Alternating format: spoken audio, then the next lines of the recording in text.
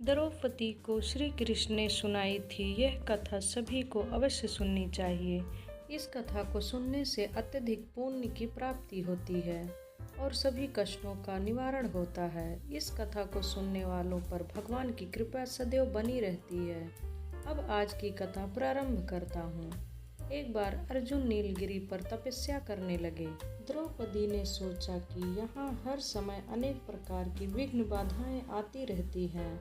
उनके समन के लिए अर्जुन तो यहाँ है नहीं, अतः कोई उपाय करना चाहिए। यह सोचकर उन्होंने भगवान श्री कृष्ण का ध्यान किया। भगवान वहाँ उपस्थित हुए तो द्रौपदी ने अपने कष्टों के निवारण हेतु कोई उपाय बताने को कहा। इस पर श्री कृष्ण बोले, एक बार पार्वती जी ने भी शिव जी से यही प्रश्न किया था, तो उन्होंने कहा था कि करवा चौथ का व्रत गृहस्थी में आने वाली छोटी मोटी विघ्न बाधाओं को दूर करने वाला है। यह पित्त प्रकोप को भी दूर करता है। फिर श्री कृष्ण ने द्रौपदी को एक कथा सुनाई। प्राचीन काल में एक धर्मपरायण ब्राह्मण के साथ पुत्र तथा एक पुत्री थी। बड़ी होने पर पुत्री का विवाह कर दिया गया।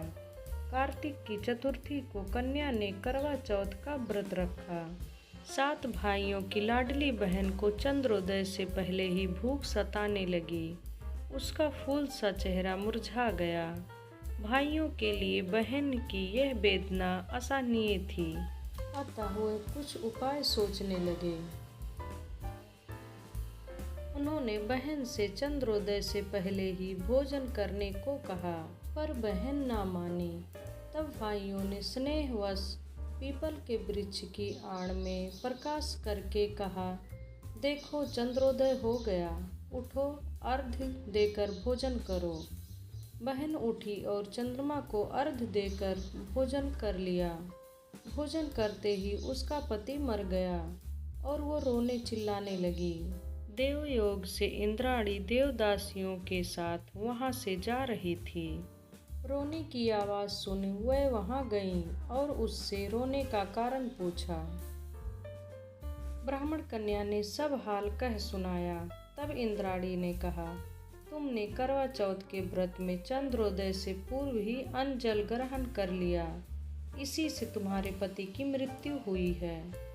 अब यदि तुम मृत पति की सेवा करती हुई 12 महीनों तक प्रत्येक चौथ को यथाविधि व्रत करो, फिर करवा चौथ को विधिवत गौरी शिव गणेश कार्तिकेय सहित चंद्रमा का पूजन करो और चंद्र उदय के बाद अर्घ्य देकर अन्न जल ग्रहण करो तो तुम्हारे पति अवश्य जीवित हो जाएंगे।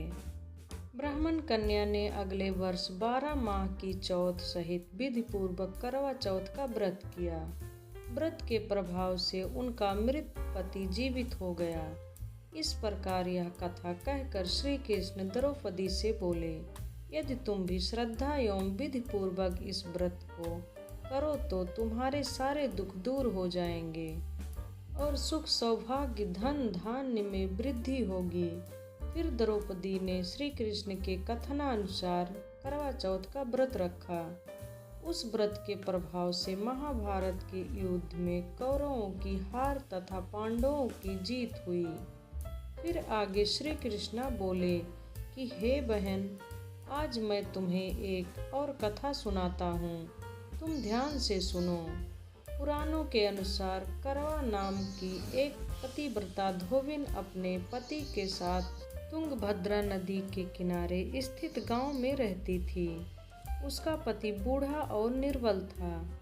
एक दिन जब वह नदी के किनारे कपड़े धो रहा था, तभी अचानक एक मगरमच्छ वहां आया और धोबी के पैर अपने दांतों में दबाकर यमलोक की ओर ले जाने लगा। वृद्ध पति यह देख घबराया और जब उससे कुछ कहते नहीं बना तो वह करवा करवा कहकर अपनी पत्नी को पुकारने लगा।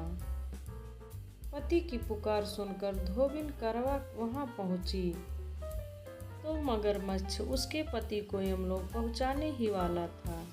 तब करवा ने मगर को कच्चे धागे से बांध दिया और मगरमच्छ को लेकर यमराज के द्वार पहुंची।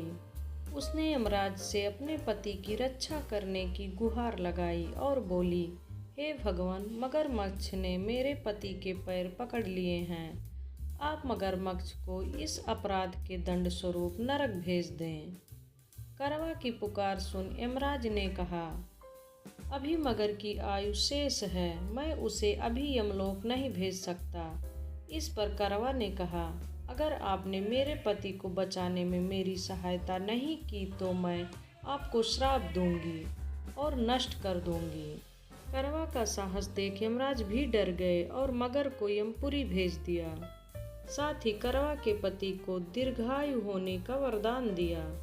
तब से कार्तिक कृष्ण की चतुर्थी को करवा चौथ व्रत का प्रचलन में आया, जिसे इस आधुनिक युग में भी महिलाएं अपने पूरी शक्ति भाव के साथ करती हैं और भगवान से अपनी पति की लंबी उम्र की कामना करती हैं। और करवा चौथ का व्रत करने से पति की लंबी उम्र का वरदान मिलता है। और इसी के साथ आज की हमारी कहानी यहीं संपन्न हुई। आशा करता हूँ आपको पसंद आई होगी। कृपया वीडियो को लाइक, शेयर और चैनल को सब्सक्राइब जरूर करें। धन्यवाद।